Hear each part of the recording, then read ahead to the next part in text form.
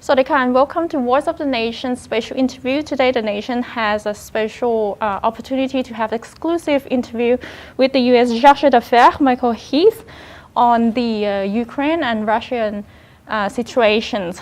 First of all, Swadika. First of all, thank you for having me here. And of course, the topic that we're going to talk about today is about the Ukraine and Russian situations that most of people would call invasion, but the Russian side say it's a special military operations. What is what are your perspective on this? Well, I don't see, with all due respect, how it could be described as anything but an invasion. You have a much larger country with the largest military on the continent invading an independent sovereign state, and I share the outrage that has been expressed throughout the world at this brutal attack. It was unjustified, it was unwarranted, and it was unprovoked. And there had been diplomatic discussions ongoing to try and resolve some of the issues before it happened. But even as these discussions were taking place, the Russian government was amassing a huge force of 175,000 troops on the borders surrounding Ukraine. And as you saw from the release of our intelligence over the past several months, what we had predicted is exactly what happened. You started off by having provocations, you had a disinformation campaign, you had sabotage, then you had fake news and false flag operations and cyber attacks. And then the invasion happened.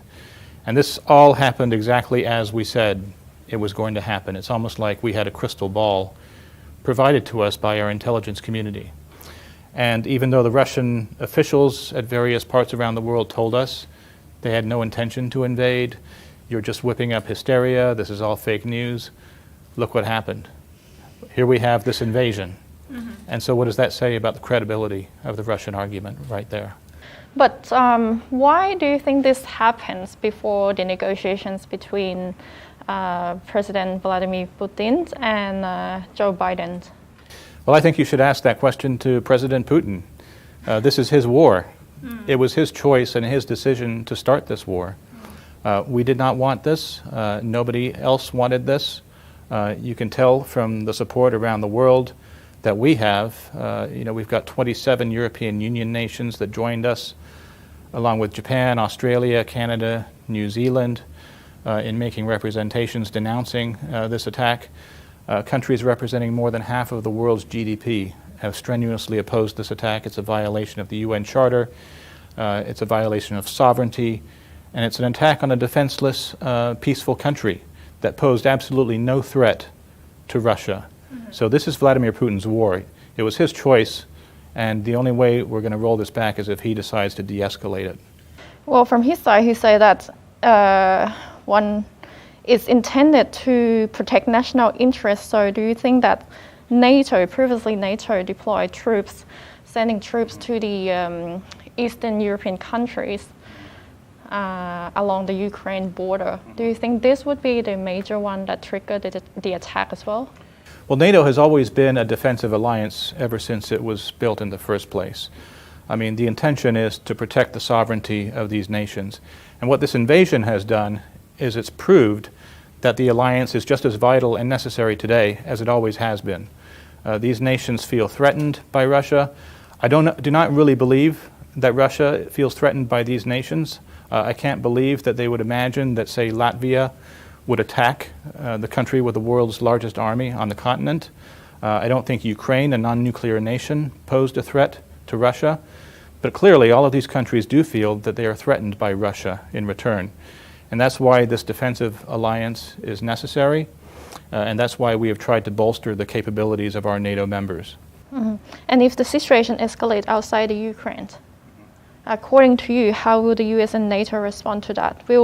And also after this situation, will NATO accept the Ukraine as a member of NATO? Well, there would be very severe consequences if this was escalated beyond Ukraine. If you're talking about an attack on NATO members, You know that Article 5 of the NATO treaty is sacrosanct. An attack on one is an attack against all, and we will all be obligated to come to the defense of each other if a single square inch of territory comes under attack by Russia, and they know this. As far as future membership in NATO, that's really a decision for individual countries to make. We believe individual, independent, sovereign countries can make their own decisions about which alliances they would like to join, which countries they would like to partner with. And we do not force countries to join alliances. We do not pressure countries not to join alliances. It's really up to the country itself to make that decision. And there is a process in place. It's called the North Atlantic Council, which determines when there is an application, it determines the validity of that, and there's a process in place to see what can be done. For these so-called invasions, could you please talk about the Biden administrations? Because Biden actually stated very clear that the U.S. is not willing to fight with Russia. Well, we're willing to stand up to Russia. We're not going to send soldiers to fight in a war against Russia, and as President Biden has said, we're not going to invite World War III here. But we are going to come to the defense of our NATO allies. We're going to ensure that Article 5 of NATO is respected, and we're going to work with Ukraine to bolster their capabilities in other ways. And so it's really a two-pronged thing. Number one is we're going to help Ukraine, continue to help Ukraine. We've already provided almost $1 billion worth of security assistance over the past year. We've provided them with a $1 billion sovereign debt guarantee to help their economy. And then we've engaged in a series of sanctions to target Russia, to target Russia's ability to wage war. And, you know, we have no quarrel with the Russian people. I have great respect for the Russian people, as do all Americans. But we definitely cannot stand by and stay on the sidelines while we witness this brutal attack on a sovereign state. And so our actions are targeted at Russia's war machine and its ability to wage war, the industrial sectors that assist the Russian military. We're going to reduce their ability to import high-tech products. We're going to reduce the ability of them to access international finance. And all of these are steps we're taking to try to convince the Russian government, and President Putin in particular, that he has made a mistake and that he needs to roll back this decision. Well, this morning there's report that the Ukraine accept the talk with Russia. Do you think that both will come to have a mutual agreement? Well, I don't know. Again, that's a question you'd have to ask Vladimir Putin. I mean, he was the one that stopped the diplomatic process from continuing when he launched the invasion. We do know that before the invasion happened, we did have these diplomatic discussions, but it was happening even as the Russian military was amassing this large force getting ready to invade. So it's hard to think that they were negotiating in good faith. We do welcome further diplomacy. We want this to be solved by diplomacy, and so if the Russian side is serious about this, of course, we should listen, but we cannot engage in diplomatic discussions while bombs are falling on innocent Ukrainian civilians. And talking about in terms of economics, do you think that this would impact, of course with the sanctions, do you think that this would impact the US, and also would this impact Thailand as well? Well, it's very hard to predict what the impact would be in the region and on Thailand specifically, but what I can say for sure is that it's going to impact the Russian economy. Like I said before, we have great respect for the Russian people.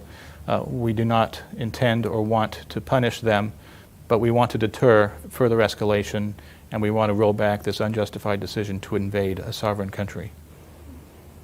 And last, I would like to ask you, would you like to pass any message to the Ukrainian people in the Ukraine and also living around the world internationally? Well, I would just say to the Ukrainian people, we are inspired by your courage, and we are with you. I just came a few minutes ago from a meeting with the Ukrainian Chargé d'Affaires here in Bangkok with several other ambassadors. We also had discussions at the MFA, as well, Ministry of Foreign Affairs of Thailand.